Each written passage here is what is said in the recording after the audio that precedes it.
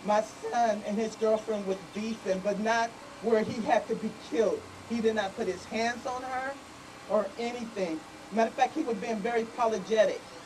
Okay, he went to Wendell's house. He got a text. He was working. My son worked 3 jobs. He, because he was helping us, his family.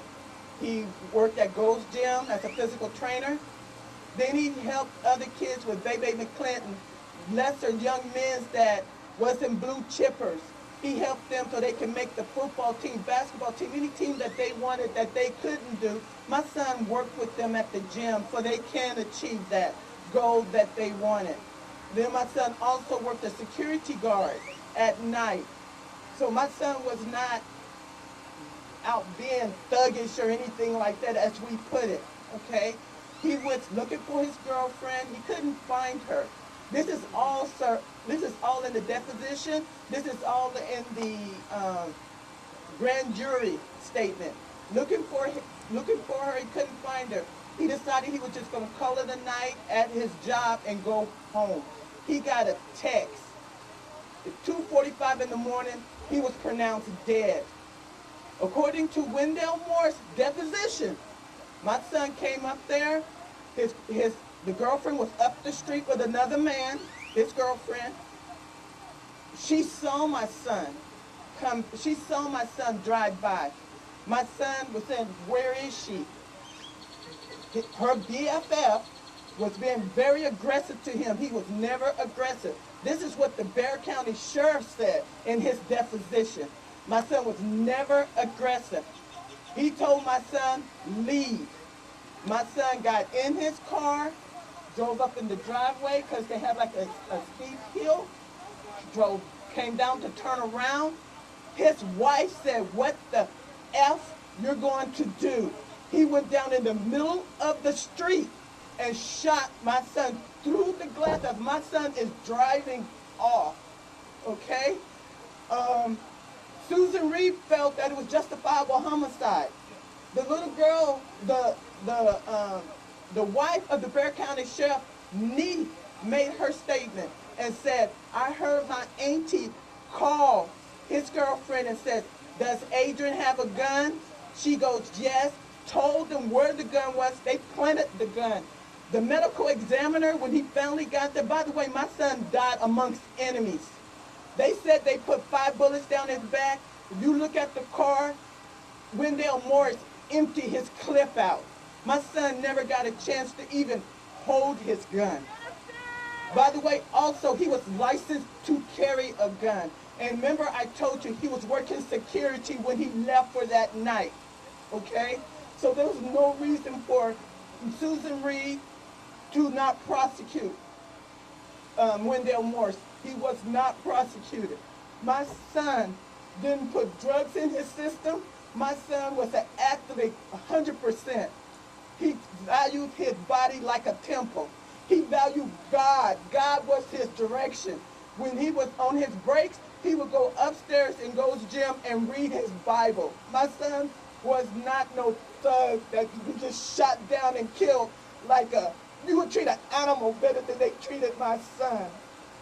And well, I've been fighting this 11 years, y'all. Every time I thought somebody would take the case, I went to the Texas Rangers, I went to the FBI, I went to the CID. I've been fighting till I got myself sick, and I had other kids that I let go just so I could get justice for my son. And as of today, you are the first people that's hearing my son's story. Y'all are the first.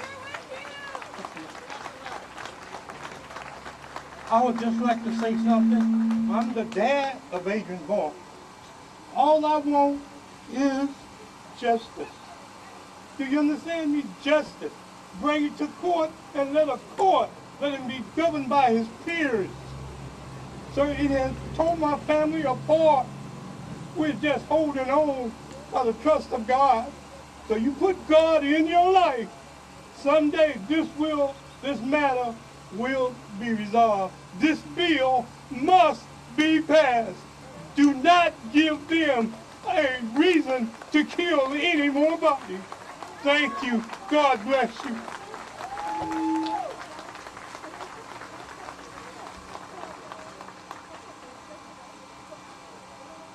I want to thank them so much. Up next, we have another victim of police violence, but they happen to still be here today.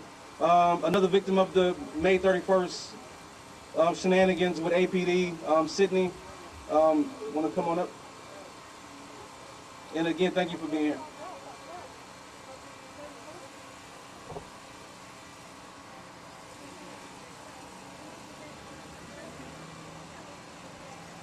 Hi, my name is Sydney Buehler, and on August 1st, we had went and fed the homeless and came out to protest our friend Garrett Foster, who got shot in the protest.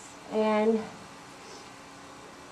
while we were out there, we had went and blocked the streets, and the officers just started like pushing everyone back with horses and trampling over everyone, and pepper spraying, dousing the whole crowd with pepper spray.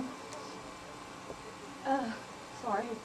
And when they did that, I saw a girl get doused in pepper spray, and it made me so upset. I just turned and like yelled at them, like, what's going on? Like, and that's whenever they said, all right, we're arresting this one. I was the only one arrested at that point, and they took me into the middle of the street, and they threw me on the ground, and 3 officers kneeled on my neck and my back, and I remember I couldn't breathe, and I felt like my wrist was breaking, and I kept saying, I can't breathe, you're breaking my wrist, and they just kept yelling over me, stop resisting arrest, stop resisting arrest, but there were 3 officers, and then a 4th one, like, right over me, so there was no way that, I mean, I'm only like 5'7", and 140 pounds, like there was no way that I was resisting arrest.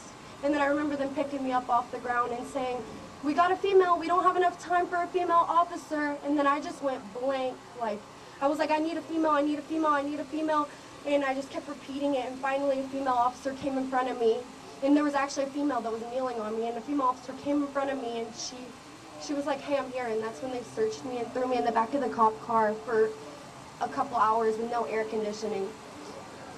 But yeah, I just wanted to share. I'm glad that everyone's here. I'm glad that we get to do this together.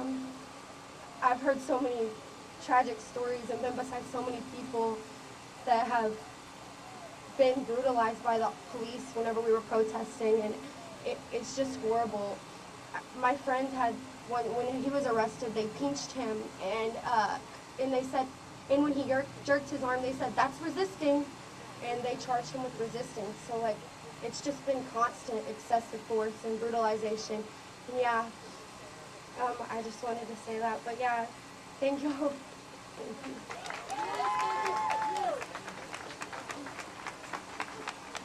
Thank you so much for being here, Sydney. So last, before we get to my good friend Sharice Carter, who's a black female artist here, you got to have music a part of the movement. That's just how that goes. So my brother here, Jinx, and stop me if I'm lying, his brother behind him, who we call Lawrence Pickle Parrish, is one of the few victims of police violence that actually lives to see the next day. Lawrence was shot over 9 times, and the police said that he shot at them first, which later came out to be undeniably, categorically untrue. And I'm proud to say that AJC, correct me, stop me if I'm lying, was one of the few and only organizations that stood up in support of the Pickle family and the Jinx. And I'm glad that he actually beat that case. That's something that doesn't normally happen. But there's still restitution that needs to happen in that case. It's a lot of things that need to happen in that case. And Jinx, one of my good friends, my brothers in this movement, my conscience, at the end of the day, at the end of a long day, is here, and I'm glad to have him here and speak to y'all for a few.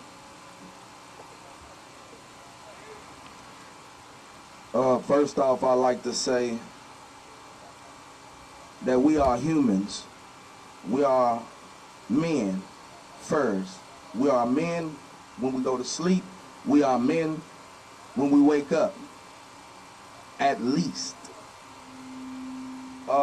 It makes no sense for me to look past that, whether you have on a badge, whether you have on a hard hat, whether you have on boots, whether you have barber clippers in your hand, there's no reason for me not to be able to stand and protect myself if you physically do harm to me for no reason. Where I'm from, we live in a place called reality. And in reality, as a man, I have the right to protect myself and my family, no matter where I am at. And so I guess somewhere along the road, we just figured that the money and the titles gave you a right to do as you please to me, and if I say something, I'm wrong.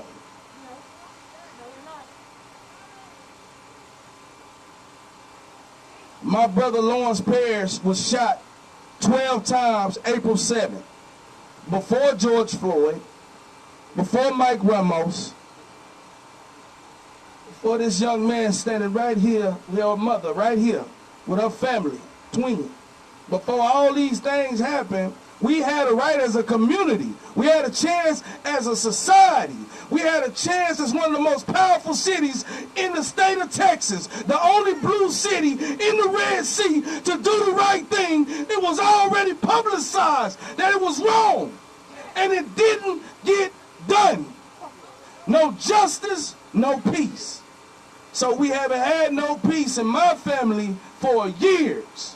We've been homeless and distraught and destroyed and manipulated and lied to for years. Our titles and everything that we work for, our identity of our ancestors was stolen, and then we were broken apart for years. But he had to survive those 12 shots in a jail cell. 34 hours after he was shot, maybe less than that, wasn't even through healing, wasn't even stitched up properly. He had to spend 2 years healing in a place where you basically get the lowest health care or the lowest treatment in the world. Where they put you in one room, the small as a bathroom for years, out of being out of compliance. But now today we're watching movies, right? We're going on YouTube. We can look at our phone and the treatment of black people, and in jail and out of jail, because he had to sit in jail the time before he got out, and they said he never did nothing. And we still sitting here today talking about George Floyd, right? We still here today, the first beginning month of this year in Austin, Texas, we lost about 3 people to the APD. Not even the first week of this, not even the first week of this year. And we still here. Now we here to bring on an act that says in reality I should be able to defend myself, and you don't have a right to choke slam me, put me in the headlock, grab my girlfriend, her mama and the kids, and put your foot in their butt because we pay you, and then if we hit you, we go to jail. If I get you and stop you from hurting my wife, my mother, my daughter, my brother, my son, I'm going to jail. Not anymore. We got people that's going to stand and we're going to protect them. We're going to fight with them. We're going to unite with them. And so I don't even want to take all the time because my brother is still here. No, we ain't got the justice. We still living under the laws, the death threats from the APD. Oh, he's a cop killer. They talked about us like dogs. We ain't no dogs. Pharaohs, kings, and queens. Now you tell them about your baby. Good morning. My name is Elizabeth Gonzalez. My son was the first murder of this year, January 5th, 2021. They haven't mentioned it on the TV, nothing. Why? Because it's minorities. We're minorities, you know? What got me outraged is my son was going home because a cop was coming out of a gym. He was already pissed off. Okay, my son cut him off. All right, cool. When he started blasting, I unloaded a clip. And then when he got to the side, telling us other people, oh, he's got a gun. My son never had a gun. There was no gun in the vehicle. There was no gun in his hand. that cop is lying. But it's okay for them to lie and get away with it? No, it ain't. If it was us, oh, hell no. We couldn't breathe right now. We'd be in jail. Let me breathe. The two cops that killed my son, one that unloaded the first clip that came out of a gym, he was a civilian. We'll charge him as a fucking civilian. He's getting caught. You know? Come on. Another thing. The other cop, the second cop, oh, he listened to him. He unloaded another clip. So you tell me how many bullets is that in my son before all this? He got shot the first time when that cop started pulling thing. They said my son was shot. No, my son didn't have a gun at all. Each time he complied. Watch the video. You'll see it on YouTube. My son's hands are like this all the whole time, and they still shot him. 2 months ago. I'm still recovering. I can't even really speak, but I'm trying to because I'm trying to get my shit together. They don't know how much they hurt us and take our kids away from us because the way they profile them, because of the way they look. That's messed up. And he is right. And now, I don't even trust the cops. Should I pull over or should I just run off? What the hell? That's the truth. I'm scared to drive my freaking car because I can't trust police. So if I'm in a situation getting raped or whatever, I might as well get raped because the cop ain't going to worry about it. Oh, it's a Hispanic lady. Come on now. We need to get together and unite because they separate us, the black and the brown. We're going to unite again. We're going to unite again. We are the Hispanics and the black. We're going to unite because they separated us. But you know what? That don't mean nothing because it's all on us how we take on. And we're going to take the streets. And this needs to happen for everybody. It does not need to continue. And the two cops, Gutierrez and Serrano, they're still patrolling right now. The other cop, come on now, and when I was told, seriously, FYI, hey, these cops are all on steroids. Is that cool? They don't even drug test the guys who fucking killed my son.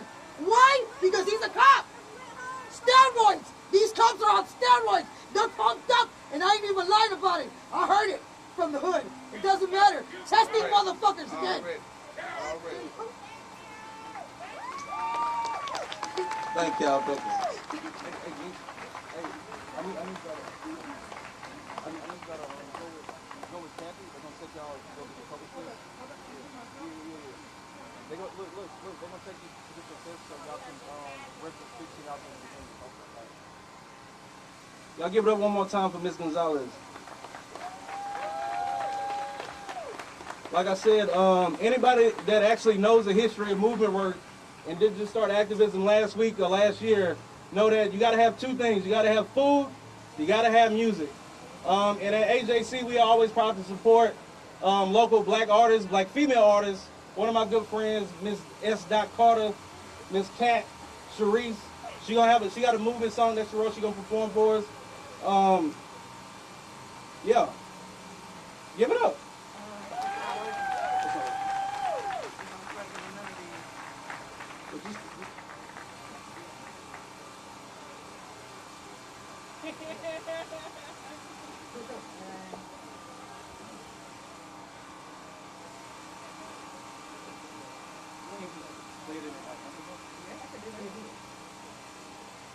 How y'all doing? I'm Kat. Quick question for you, Kat. I'm not doing Okay, cool. Me and this guy, we perform all the time together. And I have a song that I made specifically for George Floyd. I'm not going to do it today because I say F those racist police. We need to keep it clean. But I wanted to lift our spirits today. I'm having some technical difficulties, so I'm going to play the music through this, and hopefully y'all can feel me just the same.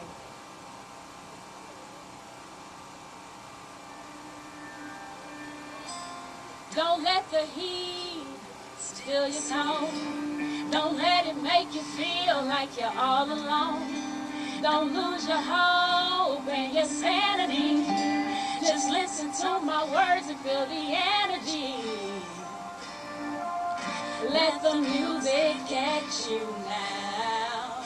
So high you won't come back down. You got a feeling. Now pick up your feet and move with the beat. I I know you want more, so lose your seat. It is the time for you and I to go for the goal and take the flight. Nothing can stop us as long as we got it. We're armed and we are gonna fight for what belongs to me. Hey, we're fighting for the dream. Yeah, you know just what it means. Let yourself be free. Don't let the weight of the world bring you down. You know you gotta believe. Just take a stand, make a plan, it's yours. Don't let the heat kill your spirit. Don't let it make you feel like you're low and useless. Just let the heat take control of you. Just know this is your test. You gotta be ready. Push it through, yeah. Come on. Don't let the weight of the world bring you down. You know you got to believe. Plan is yours now. It's your time now. It's your time now. It's your time. It's my time, our time now. Oh, yeah.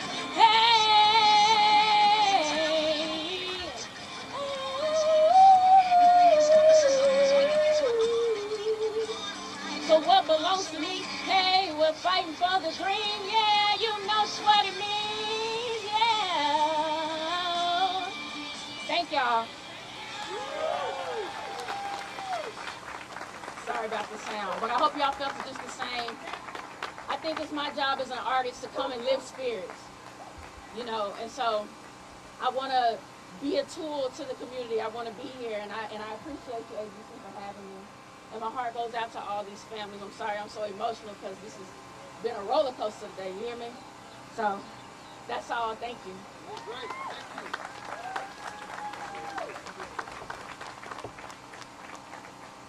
Y'all give it up for Sharice one more time. Sharice. All right, this next artist, a man of many talents, beautiful dreadlocks, as you can see. Was on Def Poetry Jam. He was on Def Poetry Jam, and he also, I think really important, is a black man that owns his own water company. We need more of that. We need more of our own water. I don't know what he's gonna do, but he came down from Houston. A brother of mine, I'm glad you can be here. He's been in the movement for a while, so I'm just glad for you to be here and bless the mic. How y'all doing? Say, how y'all doing? My name is Adrian McQueen. I was sitting with one of the elders probably like a week ago, and what I admire about sitting with them is the experience, you know, like the things that they've lived through. And then while talking to me, he has so much optimism in his eyes, you know, like, and he said something about he said, you know, young brother, a change gonna come. But one thing that I've learned about change just from observation is, like, you know how, like, when you go to a gas station or what have you, go to a store, you can't get change without giving something, right? Like, you can't, it's impossible to get change without something in exchange. So what I want us to think about is, what are we willing to give in order to get the change that we're requiring? You know, I'm from St. Louis, Missouri, so if you know anything about St. Louis, we lived through a lot of things. One, poverty, one, gang violence, drugs, and then, you know, on a worldwide scale, Mike Brown, you know, I was right there front line, so rest in peace Mike Brown, rest in peace to my good friend Darren Seals, rest in peace to Edward Crawford, rest in peace to these people, right, to these brothers. But in order for us to get change, we have to give something. So I wrote something a while ago.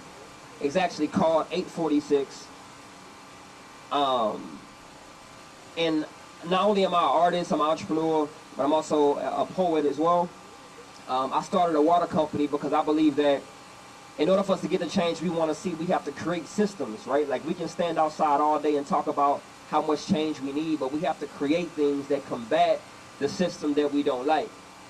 So I challenge you, you know, God gave us purposes way before he created us, right? So we have a purpose inside of us And I believe that we activate that purpose. That's one of the things that we can use to combat these systems that we don't like. You know, so listen to this.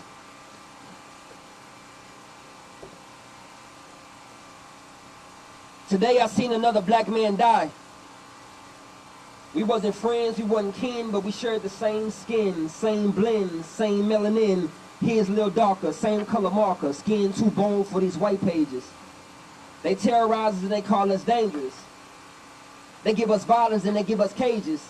This ain't no mind thing, y'all just do that blind thing. See, I'm just trying to shine king, but I ain't trying to end up on Shine King. We fed up, but y'all ain't hearing. See, we been trying to keep it civil. When y'all play Karen, we about to rise up. Muslims loose them ties up. Christians put them ties up, because these young soldiers gonna need bond money. See, our communities need immunity. Blood, Crip, GD, BD, now we need unity. See, we fighting for justice, because really this is just us.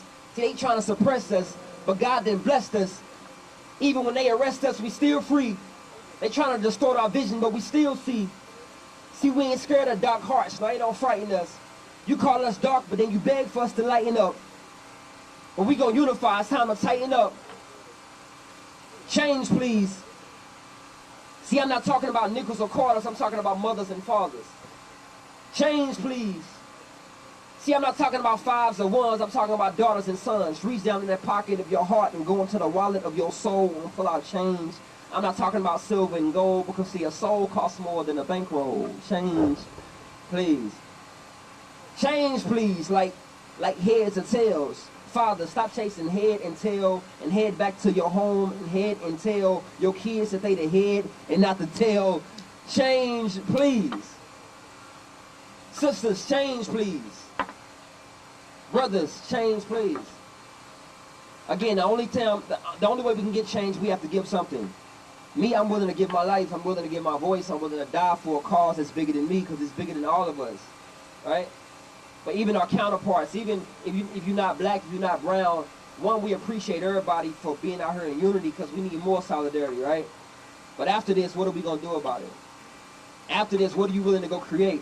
When you get back home to your phone, to your desk, to your family, what are you willing to say, you know what, this is what I can do better, this is what I can offer. This is what I can give in order to get the change that we need. Again, my name is AJ McQueen, thank you. You can follow me on Instagram, AJ McQueen. I have a book out and all that other stuff. Thank y'all.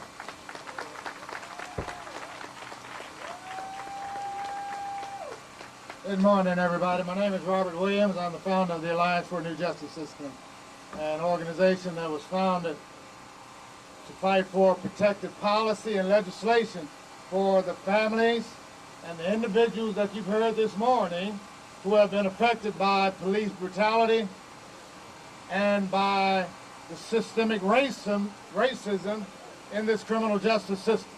You've heard from those families and those individuals. Now we want you to hear from some of the activists and the advocates who are fighting for these families and these individuals. First off, we have Dr. Frederick Douglass Haynes, and trust me, he is as powerful as the one that is named after. Come on up, Doc.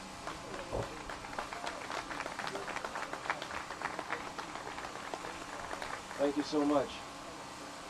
I'm glad to be here because it's essential that we stand up, remembering the words of the late great Tupac Shakur, who challenged us by saying instead of a war on poverty, they have a war on drugs so the police can bother me. It's almost as if Tupac anticipated George Floyd. Perhaps Jay-Z anticipated George Floyd when he said, my mind been through hell, my neighborhood crime central where cops lock you up rather than trying to defend you. Both Jay-Z and Tupac remind all of us that the sad reality is the weaponizing of black bodies in this nation makes possible what happened to George Floyd. And so George Floyd can't breathe. George Floyd innocently pleading for his life, doing nothing that would call for his life to be snatched from him. And as a consequence of George Floyd being murdered brutally and savagely, We are now in the midst of a racial reckoning right here in these disunited states of America. A racial reckoning. The word reckoning, etymologically, it means appraisal or judgment.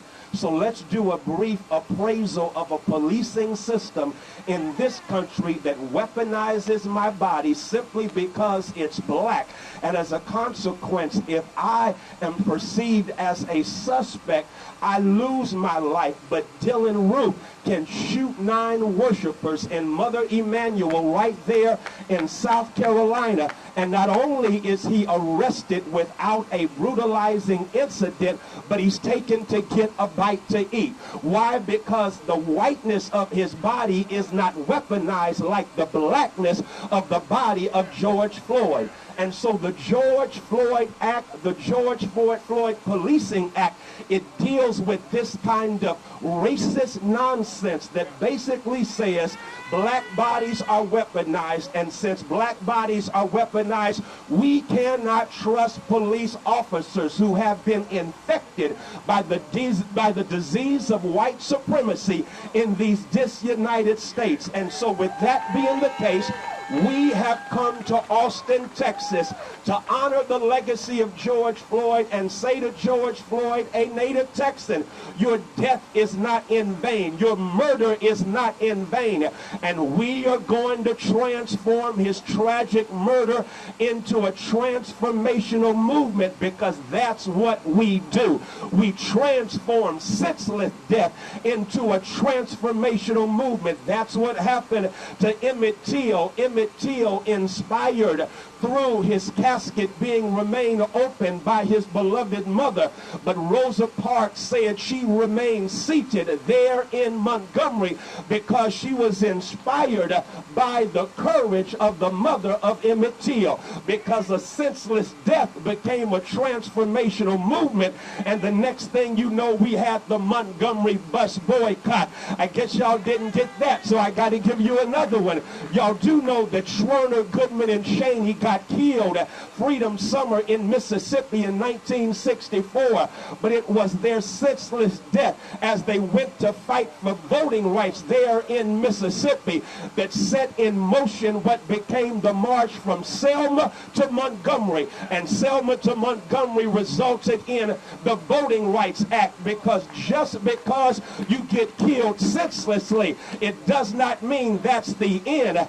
Death is not the end, but those of us with conscience and courage, we pick up the mantle and we turn that death into something meaningful. And so that's what we are here to do today. We are here to say, Texas, pass the George Floyd Act. Texas, it's time for us to not just reform policing, but to reimagine public safety and transform what it means to serve and protect, so that we can have liberty and justice for all.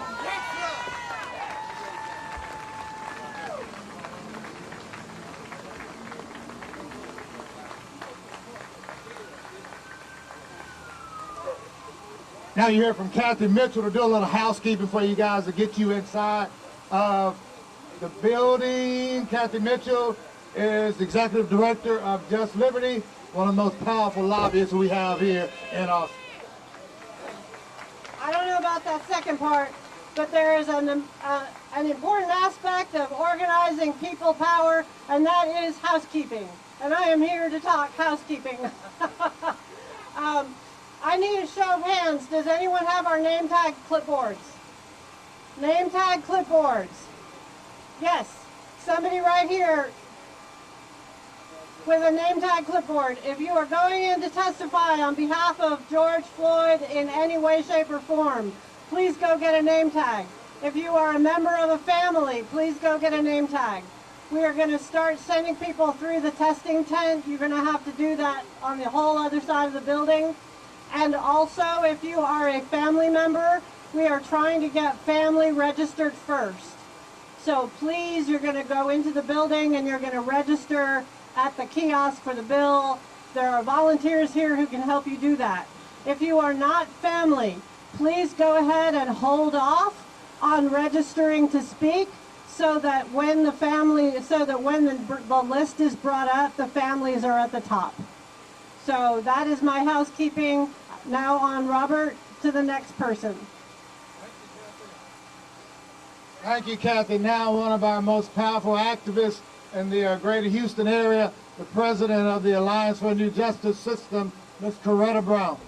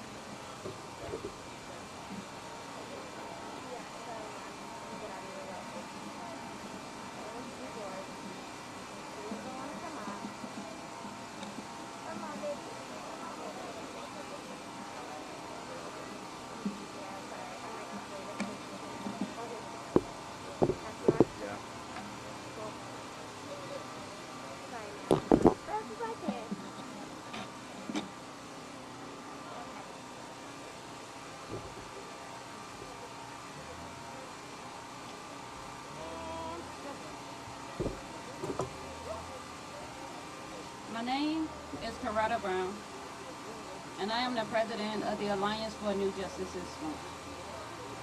Today, we stand united under a common cause to reform outdated policies, which has and continue to govern our law enforcement community. House Bill 88 and House Bill 830 directs Texas Southern University to create a model Class C arrest policy for police departments. Departments may use this model or they may create their own. But today we have been called to rally in support of a new day in policing. No longer are we living in the days of runaway slaves and cotton picking. Gone, we say, are the times of Jim Crow and separate but equal. Yet, we hear local African-American police officers filing complaints of racial bias on the job. We have signed their petitions circulating on social media calling to eliminate white supremacy from the police force. We see officers shooting victims in the back and sexually assaulting women during traffic encounters. We see them using chokeholds to take the lives of people well before their time. We hear the problem, and we offer a solution. The George Floyd Act and HB 830 is not about taking power to serve and protect from law enforcement, but it is about public safety and accountability. We all deserve to feel safe when we are at work. We all deserve to go about our daily tasks, worship at church, barbecue at the park, or even when we have been accused of a crime. We deserve to feel safe. The police must end the practice of arresting drivers and pedestrians for minor Class C infractions, with the exception of assault and public intoxication. Accountability and ending qualified immunity reaches further than our police officers. Think of your loved one, incarcerated in TDCJ or the county jail.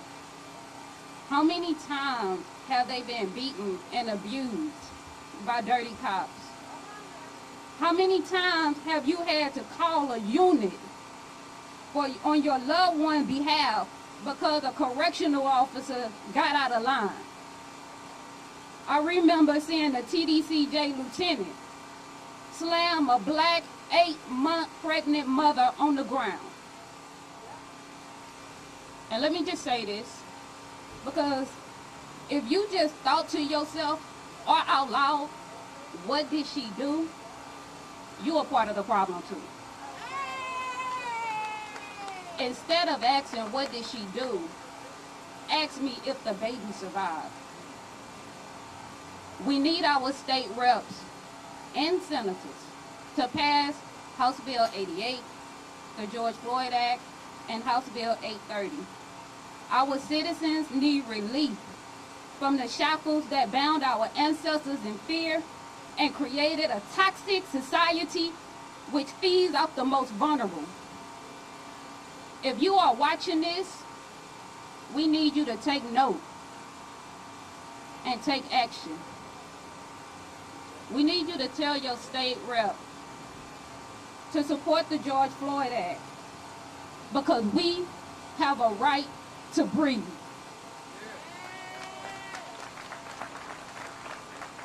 Thank you, Coretta. Next we'll have one of the most fierce advocates for criminal justice reform, not only in Dallas, not only in the state of Texas, but in this nation, and that is the President and Executive Director of Next Generation, Reverend Dominique Alexander.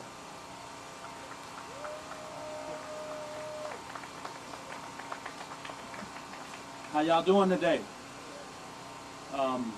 Today we assemble on this state capitol to do something that the state legislators should have been doing long before. We are here for something that is long overdue. George Floyd was not the beginning of yet police brutality. George Floyd was a call to action that brought everybody, every color, race, color, and creed together this summer to demand justice, demand accountability towards police brutality. This bill gives us a stride forward to allow for us to be able to hold the system accountable that have looked at my black body as a target. State of Texas must do and must pass the George Floyd Act. We need everyone to stand in solidarity throughout the state of Texas to push every amendment to pass.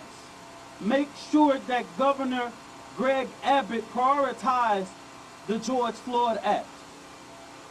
Texas has been held hostage to police unions who have only pushed the agenda towards continuously allowing these problems to happen.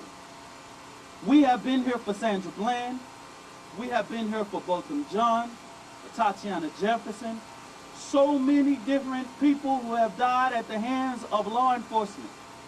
I hope that in this legislature, we can do something different and fight together. Black, blue, green, yellow, whatever you are. It's imperative that we do this together and demand justice for all. Demand justice for all of the victims. We are here today because we are saying the names of all the victims, not just George Floyd. George Floyd you saw on these cameras. But there are many countless names like the Diamond Rosses. There's many countless names like the Jason Harper. There are many countless names like the Genevieve Dawes. Many names that you don't see on a hashtag that go viral every day. But their life matters as more as George Floyd or Breonna Taylor or Ahmaud Arbery or all of the names that you see on the national television. Our pain, what moves us is because the countless names, the countless victims. We are here for the George Floyd Act, but we are here for all. Demanding justice for all. No matter what zip code they die in. From Minnesota to Los Angeles, from New York to Oakland, from St. Louis to Dallas to Austin to Houston. We are all in this together. We are all in this together to make sure the people who are hired to protect and serve are held accountable and has a system of accountability just like me and you as a citizen. But yet in America, only in America, Does a black man die at the hands of law enforcement? And the headline says that it's the George Floyd trial. It's not the George Floyd trial, it's the Derek Chauvin trial. It wasn't the Trayvon Martin trial, it was the George Zimmerman trial. This is the America that we live in, where black people are subject to target, where black bodies are devalued, and yet we stand together to say, enough is enough. I ask that everyone do this. Don't email, don't mail, pick up the phone and call your state legislatures. Demand accountability. If they don't answer your call, go outside their offices. If they don't come to their office, go outside their houses. Because at the end of the day, if we cannot be safe in our own home, Botham John, if we cannot be safe with our own nephew, Tatiana Jefferson, then we must demand and do everything that we can to demand accountability and demand laws to be changed. The Texas Municipal Police Association should not dictate whether our bodies have values or not. Police unions should not dictate to this state legislature whether these laws need to be intact.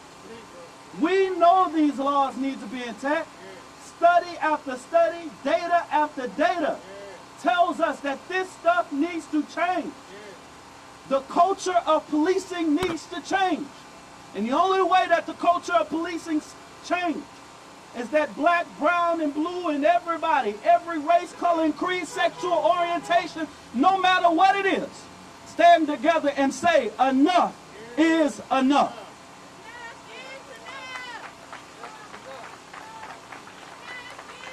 Thank you, Dominique. And right now we have what I consider the epitome of courage.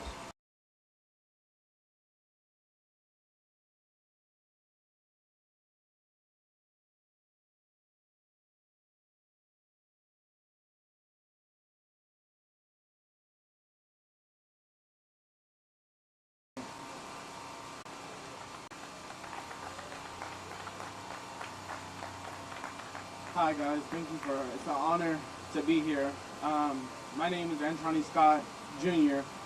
My dad was killed February 4th, 2016 in San Antonio, Texas.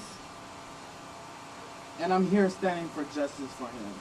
Justice for all the family, including me. Losing my father at a young age, not being able to see me graduate, it's hard. Having that picture in your mind of your father breathless on the ground. Or to say, officer, I feared for my life. You fear for your life. My father was 6'3". You fear for your life because he was black. You fear for your life because you were unarmed. He was unarmed. So really, tell me how you fear for your life. You fear for your life because you felt like we had more authority over you. You fear for your life because we're blacker than you, Sase? We're better than you, Sase? I'm coming at peace. I come to the realization that the fight is not going to be over until we all come together. The fight is not over. A settlement could never bring the life of my father back. Put a price tag on someone's life for your wrongdoing. My father's been gone 5 years. 5 years, and I still have no justice. 5 years, and I still don't have any justice. Case is open, but due to COVID, there's no court open. So you mean to tell me you're gonna stop and hold because of COVID. When someone took an innocent life, not only did they take an innocent life, they took a uncle, they took a son, they took a father, and now we want answers. So I'm standing on the behalf of all these other families. We want answers. We want answers. We want answers. It's hard. It's hard for those families, it's hard. I'm standing in the front lines, fighting, all in San Antonio. Been helping with rallies and stuff. I've been fighting and continue to fight. I just want the fight, and I just want Anthony Scott heard. I want Marquise Jones heard. I want Charles Rountree heard. I want those names heard. I need those names heard now because they're important. We can't get those lives back. We have to fight. George Floyd's name heard. Repeatedly. It's hard not knowing, okay, am I next? It's hard to say, okay, if something happens to me as a young black male, not only did SAPD kill my father, but to call them for help and to know if I'm next, if it's gonna be me next, if it's gonna be me next. That's the question I want answered. I sat there and prayed and watched case close after close. I want all cases to be open. And just right before the officer last year was gonna get indicted, he was found dead in his home. Where is my justice at? A price tag is a justice? A settlement is a justice? These officers, and not only these officers, these chiefs of police needs to be reconciled for real. Chief McMahon of San Antonio. Oh, and it gets better. Austin PD. I've been in rallies down here. It needs to stop. As a 19-year-old, it needs to stop. If I can say it, 45-year-old, 50-year-old, however old you are, you need to be putting your foot down and stopping it and continue to fight. If you want equal opportunity. You know, I love what Martin Luther King says. He says, injustice anywhere is a threat to justice everywhere. Let me repeat that one more time. Injustice anywhere is a threat to justice everywhere. It is. So if we don't have justice right here, we're not going nowhere. We need to fight and continue. They're sleeping comfortably while I'm shaking up at night crying. Or December 7th come around and my dad's birthday is there, crying. Can't spend time with him because our life was taken. Families' lives are being taken.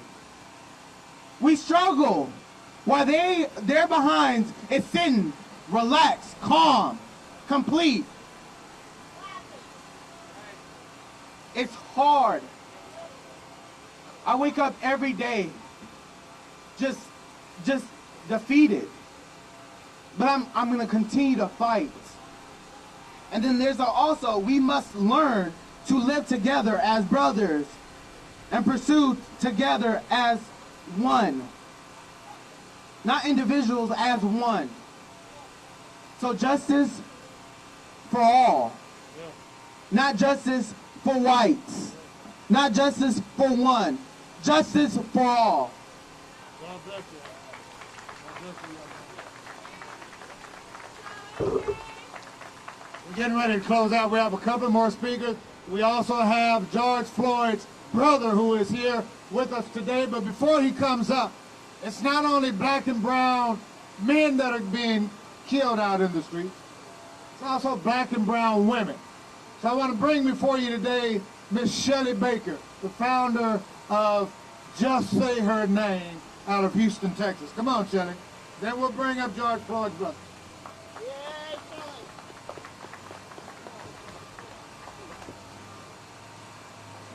Good morning. My name is Shelly Baker, and I'm the co-founder of Say Her Name Texas. Say Her Name is an organizing collective focused on addressing how police violence and other social issues impact the lives of black women. I founded Say Her Name last summer, shortly after would have been Breonna Taylor's 27th birthday. I organized the Breonna Taylor rally in Houston, which centered the experiences of black, cis, and trans women who were murdered by the police. I also believe protest includes action, so I passed out different information on how people in the crowd could contact Houston City Council and ask them to take money from the police budget and invest in our black and brown communities. As you all know, that didn't happen, but that's okay. We're still fighting. We're still fighting to make sure that our black and brown communities are invested in, because that's what keeps us safe. Afterwards, people kept contacting me, asking me what was next. It was both exciting and really, really sad, because people were hungry for how to take action to protect our communities, to protect our black men, to protect our black sisters and our black women, and to protect our black children. A few years ago, I remember sitting in my apartment when I heard a knock at the door and shouts of police. I opened the door and I found 2 officers standing there with their guns drawn. When they saw what I looked like, a light-skinned black woman, they put their guns away and explained that they saw the bottom door open at the stairs and they just wanted to check it out. I have many stories, as I'm sure a lot of us do. But I know I'm considered lucky, because we live in a world where it is a privilege to have encounters with the law enforcement and escape with their life. Since 2015, over 1,200 black people have been shot and killed by the police. In just my short adult life, I'll be 29 in April, I have seen us demand action to prevent another Sandra Bland, Mike Brown, Breonna Taylor, Ayanna Dior, Atiana Jefferson, and the list goes on and on. Again and again, our cries for justice have been dismissed. But today is not that day. We deserve safe communities, communities where law enforcement are held accountable for misconduct. We deserve safe communities, communities where people aren't arrested for minor traffic offenses. And we deserve safe communities, communities where everyone can safely interact with law enforcement without the threat of brutal, deadly force. Our punitive justice system is fundamentally flawed. We must acknowledge, imagine, and implement a better system of justice. And we demand just mechanisms for keeping everyone in our community safe, at home, and alive. We cannot replace the number of black lives lost to the carceral state, but we can act to stop this brutal cycle of violence by passing HB 88, the George Floyd Act, and HB 830. Thank you.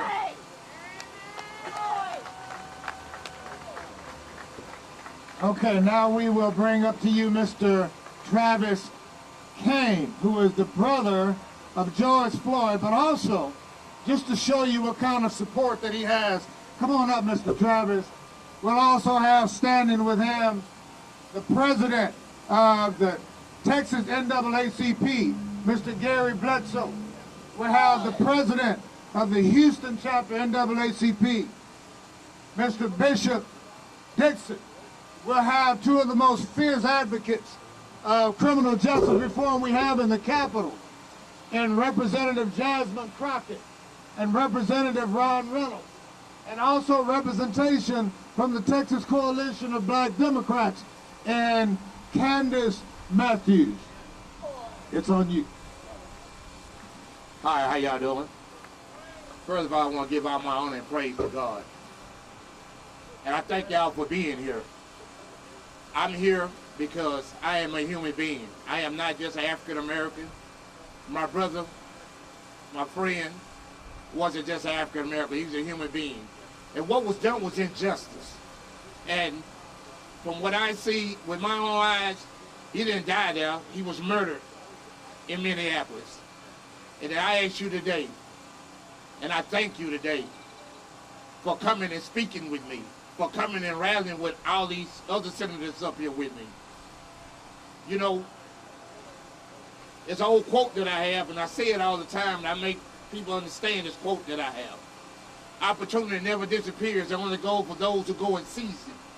You have to seize this moment and understand that we all are human. We all deserve to be treated right. We all deserve to be treated like a human being, like we were born and raised. We all bleed red. We all are each other's brothers and sisters. My brother wasn't biased. My friend wasn't biased. My best friend wasn't biased by a long shot. And I thank y'all for not being biased and fighting with us, fighting with the family, fighting for your culture and fighting for the black culture, which is going through this. Now, I can go on and on about this, but it's common sense. If you put your knee on the ground for 8 minutes and 46 seconds, just see how they feel. Just your knee. Not with the uncomfort, with no cushion, like a human being up under it. Just put down on the ground and see how they feel. And then you understand what my brother went through, what my friend went through, the guy that I raised went through. I thank you. And I'm not done yet. Thank you. Let me say very quickly, thank you, Brother Robert,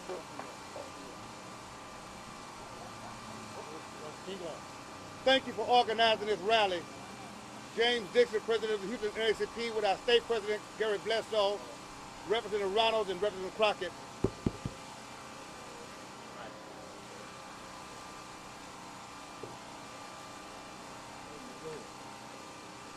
Thank you so very much. Thank you, Brother Robert, for organizing this rally. To our State President, Gary Bledsoe, Representative Reynolds, Representative Crockett, and all of us who are standing here today with the Floyd family. The bottom line is this. When you see what happened to George Floyd, you see 400 years of the knee of an oppressive nation on the neck of a people. The symbol that we saw was the symbol of 400 years of the weight of oppression on the knee of the neck of black and brown people and women and others in this nation. And today, this legislature, this elected body has the opportunity to do what is right, just, and honorable. And anyone who votes against the George Floyd Act or tries to water it down becomes complicit in the murder of George Floyd. And we will hold those people accountable. We will march in front of their offices, in front of their homes, and lift up the message that if you vote against this act, you vote against decency and humanity, and you don't deserve to represent Texas or anyone else in America. You will be held accountable because you are complicit. And you are saying that what happened to George Floyd, you agree with.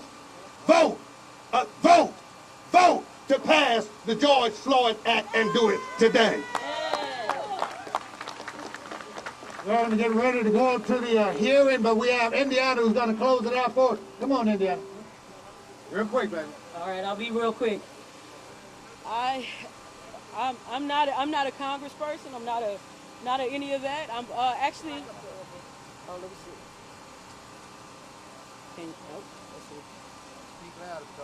Okay. All right, I can talk real loud. All right. I would like to thank all those who are fighting for the George Floyd Act, and I'm happy to see it happen. I'm one of those protesters you saw this summer. I'm an activist, organizer, person that's been in the street for the last year, fighting for this, fighting because her daddy changed the world, is what we said. Her daddy did change the world, and I'm so happy to see that this is a brick in the wall that we are going to break down. And I want to say they're going to ask us after this is done, Are we satisfied? They're going to ask us, because they ask us every year, because they say our oppression and injustice and our inequalities and inequities are further and further in the past. And yet, still, we add hashtags and hashtags created by the repurposed slave catchers, because that's what they are. We add those lists day after day after day, but they're going to ask us if we are satisfied. So I want you to tell them what Brother Malcolm said. He said, if you put a knife in my back 9 inches and you pull it out 6, that's not progress. If you pull it all the way out, that's still not progress. It is only when the wound begins to heal that we can ever say this is progress. This ain't progress, but it is progress. It's progress, it's a start. But don't be surprised when we are not satisfied and we ask for more. Don't tell us that we will be okay with little, because this is a lot, but we will come for it all. Because brick by brick, wall by wall, we will make the system fall. And this is a brick, but we bring in a hammer. And this is the spearhead. So just know that this generation that's up now, is not passing down generational struggle. We won't be telling our children how to walk.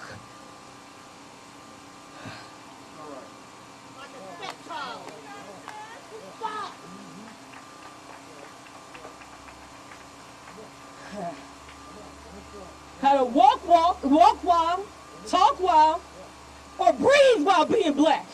We just gonna breathe. Or nobody else will breathe, because we'll be in these streets. No justice, no peace means there won't be any peace in these streets. And that's the same thing that will happen if this bill doesn't get passed. Because there's no justice, no peace. And her daddy changed the world, and we talk.